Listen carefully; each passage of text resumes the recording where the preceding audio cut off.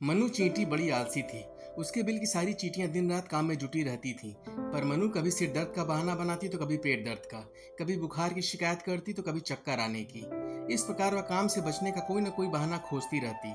जब कोई बहाना न बना पाती तो धीरे धीरे बड़ी सुस्ती और लापरवाही से काम करती।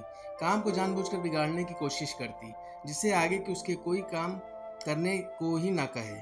वह यह नहीं सोचती थी कि ऐसा करने में उसकी अपनी हानि है। उल्टा सीधा काम करेगी तो कोई भी उस पर विश्वास नहीं करेगा और ना ही कोई उसे प्यार ही करेगा। एक दिन रानी चींटी ने सभी चींटियों को आज्ञा दी कि वे सभी अंडों को बरगद के पेड़ के पास जाकर कुछ देर धूप में रखेंगे। मनु रानी के आगे कुछ न कह पाई। मन मारकर उसे जाना ही पड़ा। पेड़ के नीचे जब सारे अंडे रख दिए गए तो राधा नाम की चींटी, जो श्रमिक चींटियों की नेता थी, मनु से कहने लगी, मनु, हमारे खाने का भंडार खत्म होने जा रहा है, अतएव हम सब खाने की तलाश में जा रही हैं। तुम्हारे पास चीनू को छोड़े जा रही हैं। तुम दोनों मिलकर सावधानी से अंडों की रक्षा करती रहना, लापरवाही ना करना। तुम्हारे ऊपर बहुत बड़ी जिम्मेदारी छोड़ रही हूँ। मनु ने बड़े नखरे से अपनी गर्दन हिलाकर हाँ कहा और अंडों के पास उनकी रखवाली के लिए जाकर बैठ गई। थोड़ी देर तक वह आराम करती रही, चीनू से बात करती रही, पर जल्दी ही उसका मन भर गया। धूप में बैठना भी मनु को अच्छा नहीं लग रहा था। मनु चीनू से कहने लगी, चीनू, मैं जरा सा घूमने जा रही हूँ, अभी आती हूँ। चीनू बोली, मनु, इस समय तुम्हारा जाना ठीक नहीं है, हमारे ऊपर सारे अंडों की सुरक्षा का दायित्व है। ओह, अभी बस 5 मिनट में पानी पीकर आती हूँ, मनु कुपित सी होकर आंखें नचाकर बोली। बिना चीनू की ओर देखे, उसकी बात सुने, वह तेजी से वहां से चल दी। बरगद के पेड़ के पास जाकर मनु रुकी। ठंडी ठंडी हवा आ रही थी, उसका मन प्रसन्न हो गया।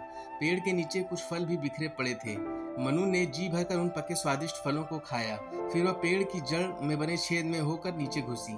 वहां ठंडी ठंडी जगह में उसने अंगड़ाई ली और हाथ पर पसार कर आराम से सो गई।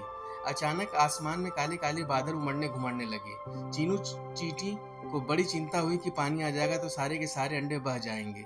उसने सोचा कि अब इन्हें जल्दी से लेकर घर चलना चाहिए। चीनू ने मनु को खूब जोर जोर से सैकड़ों आवाजें लगाई, पर मनु सुनती कहाँ से। वह तो बरगद की जड़ के अंदर आराम से सो रही थी। आखिर चीनू थक गई।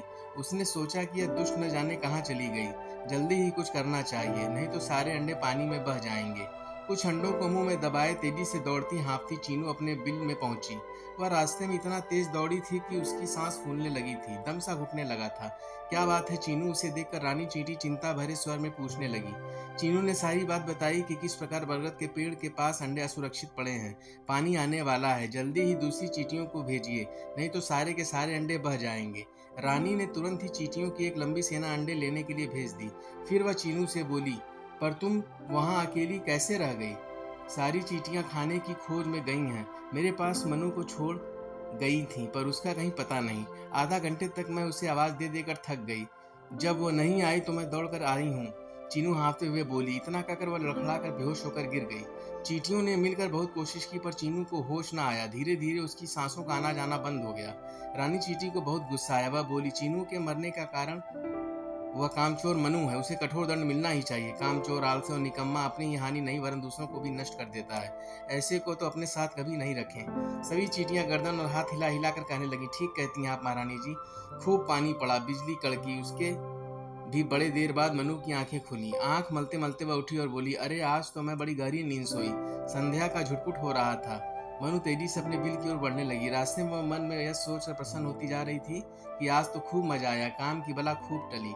बिल में पहुंचते ही मनु को पेशी रानी चींटी के सामने देनी पड़ी। मनु, तुम्हें बिल छोड़कर जाने की आज्ञा दी जाती है, तुरंत यहाँ से चली जाओ। रानी चींटी गुस्से में भरकर बोली और उसने मनु को देखकर मुंह फिरा लिया।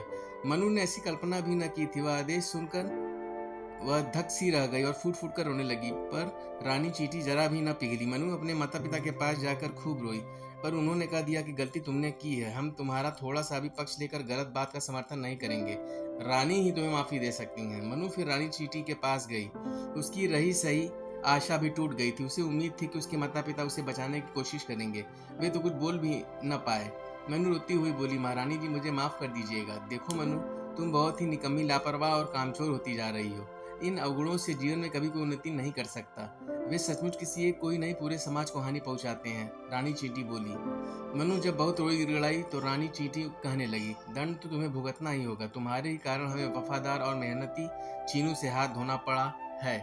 तुम कह रही हो कि आगे से ध्यान से काम करोगी, लापरवाही नहीं करोगी, इसलिए तुम्हारा दंड कम किया जाता है। तुम 1 महीने के बाद बिल में फिर आ सकती हो, पर अपनी आदत सुधार कर। जो बुराइयां तुम दूसरों में देखती हो, जिनके लिए उनकी आलोचना करती हो, उन्हें अपने अंदर भी न रहने दो।